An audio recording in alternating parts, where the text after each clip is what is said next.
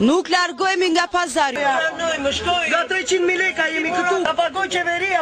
Rezistenca e tregtarëve ka detyruar bashkinë të shtyjë nisjen e punimeve restauruese për kthimin në identitet të pazarit të vjetër të Korçës, që mban statusin e një ansambli monumental.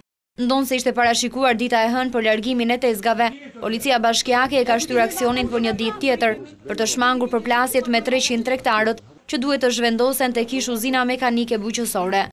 Kemi guvern neve tash, edhe nuk davi klientela neve. Me pazarin mbajmë shtëpinë. Duhet të ketë, çdo person duhet të ketë 7 metro vend. Edhe duhet të ketë tenda.